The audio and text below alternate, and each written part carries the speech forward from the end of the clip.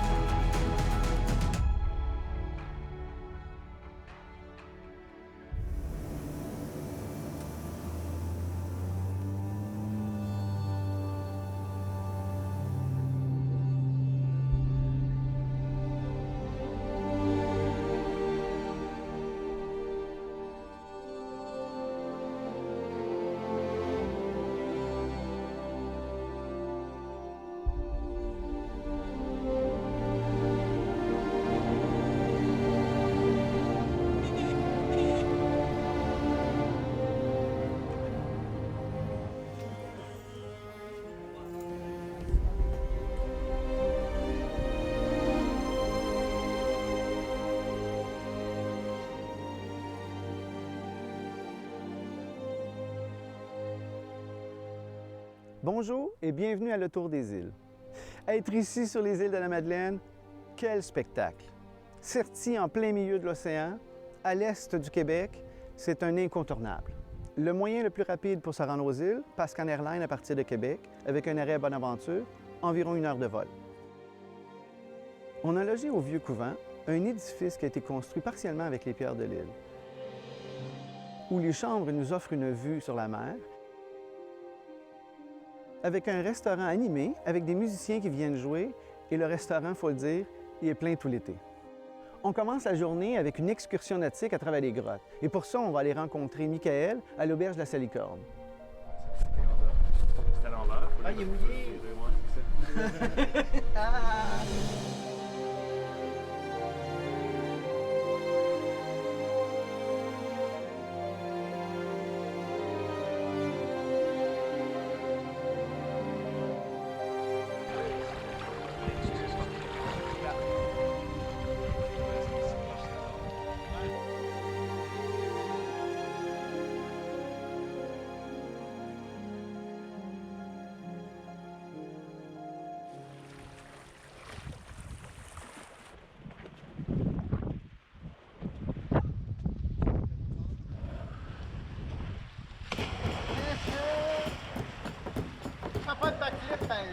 Winterland, tell me all your secrets.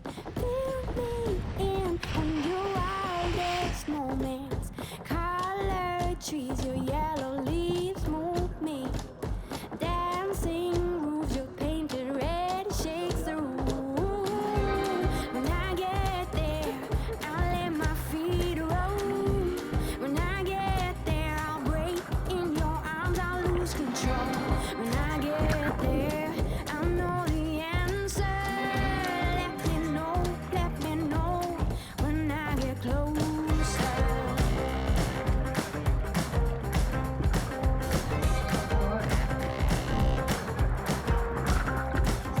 Winterland, you're my sailing ship. Michael, merci énormément de faire vivre une aventure exceptionnelle. Ça fait tellement plaisir de te recevoir. Vraiment. Puis de te montrer aussi c'est quoi notre environnement, tu sais. C'est le fun ici, on a un contact privilégié avec la nature, c'est comme rien d'autre. On peut venir en kayak ici, on peut venir en Zodiac, tu sais, on va pouvoir avoir un bon visuel sur la roche, mais il n'y a rien comme directement aller se baigner dedans et être un peu à la merci de la nature. Ouais, dedans et à travers. Là. Ouais. Même vous autres, quand vous vous emmeniez ici, vous ne saviez pas trop dans quoi vous vous embarquez. Là. Non, on peut pas encore. Ouais. Fait que, écoute, c'est une porte ouverte, disons, l'activité, c'est une porte ouverte autant vers le patrimoine géologique, naturel, puis étant donné que c'est guidé, ben, une porte vers le patrimoine culturel puis historique aussi des îles. Fait que c'est autant une activité d'interprétation où on va aller visiter puis apprendre des choses que quelque chose d'assez extrême qui te sort de ta zone de confort. Vraiment. Ça débute avec un grand saut, en tout Ouais, cas. alors, c'est ça, là. Ouais, Là, exactement. moi j'ai une question pour toi. Là, la roche est rouge ici, pourquoi? Ouais. Mais en réalité, à peu près, mettons 90% des côtes aux îles sont faites de ce sédiment-là qui est le grès rouge. OK. Il s'est formé à 95%, là, on peut parler plus ou moins, là, mais 95% de quartz, puis un léger pourcentage de fer qui est oxydé. Et c'est ça qui donne la couleur rouge, là, c'est ce petit pourcentage-là. On pourrait quasiment dire que la roche est rouillée. Ouais. Ni plus ni moins. Donc là, c'est vraiment fantastique comme expression. On recommence? Ouais, On est parti. continue? Wanna get closer, open up the sky for me. When you say I'll dig much deeper, I will shout.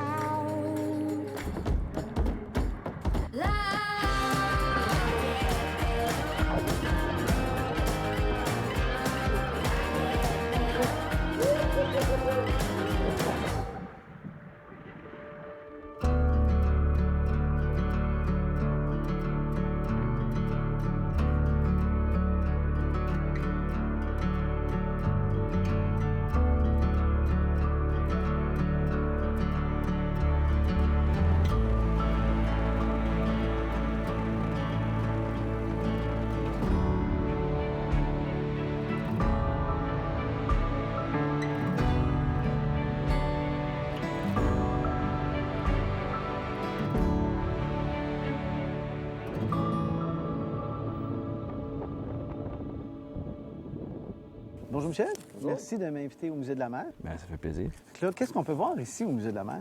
Le Musée de la mer, en fait, c'est un musée qui va présenter le patrimoine, l'histoire des insulaires, des Madelinots. On a 3 espaces différents. Le hall, tout d'abord, qui héberge depuis 2015 un squelette de cachalot qu'on a trouvé sur une de nos plages ici. Sinon, bien, il y a bien sûr l'expo permanente qui tourne autour vraiment de l'histoire des îles. Donc, photos, textes, artefacts, bourrés d'informations, ce qu'il faut savoir sur les îles de Madeleine. Le musée se trouve où exactement? On est sur l'île de Havre-Aubert, qui se trouve au sud-ouest de l'archipel. Le musée, en fait, c'était un rêve du Père Landry. En 1969, c'est là que le musée va apparaître. Puis c'est pas un hasard pourquoi il choisit l'île d'Havre-Aubert, parce que pour plusieurs, le Havre-Aubert, notamment le site de la Grave, qui est juste à côté d'ici, c'est le berceau des îles. C'est là que ça a commencé officiellement, c'est là que ça a pris rapidement de l'ampleur. Avant de parler de Cap-aux-Molles comme centre économique des îles, c'était ici, c'était Havre-Aubert, c'était sur la Grave. Puis les gens qui trouvent des objets sur la plage, est-ce qu'ils viennent vous les porter ici? Certains le font, d'autres non. Comme il y a des gens qui vont décider de le garder et d'épater la galerie. Ça fait rêver, mais imaginez le monde maritime. Qu'est-ce qui s'est passé? On regarde l'horizon puis on a juste essayé d'imaginer qu'est-ce qui se passe au niveau de la mer. Il y a bien des choses qui dorment.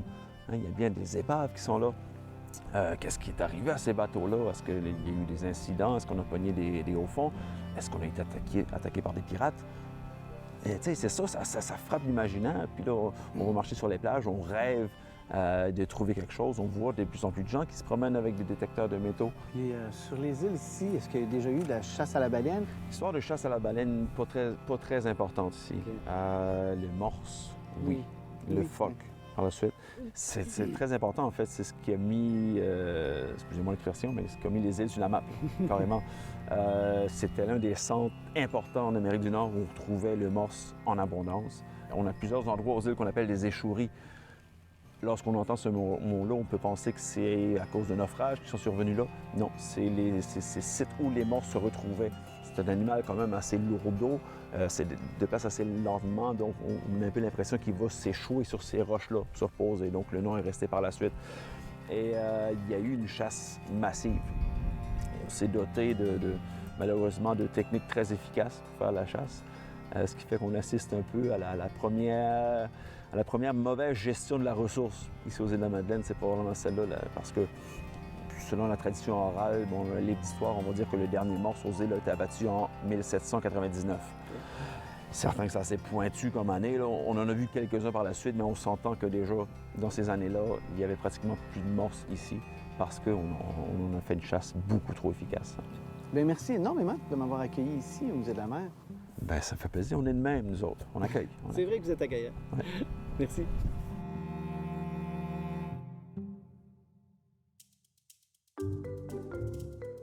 Léonce, merci de m'accueillir chez toi. C'est toi le maître de la Bagosse? Oui, le barbocheux, oui. Alors, parle-moi de ça un peu. C'est quoi la Bagosse? Ben, la Bagosse, c'est le premier alcool qu'on a bu depuis qu'on est installé ici, depuis 250 ans. Donc, la Bagosse, c'est quoi? C'est des vins pour nous. La base, c'est de l'eau, du sucre, la levure, ce qui est la base de l'alcool. Tu rajoutes des fruits ou des légumes. Donc, à mettre fraise, à mettre framboise, à mettre pissenlit, pour nous, c'est de la Bagosse. Donc, c'est comme faire des vins. Donc, c'est ça, la Bagosse.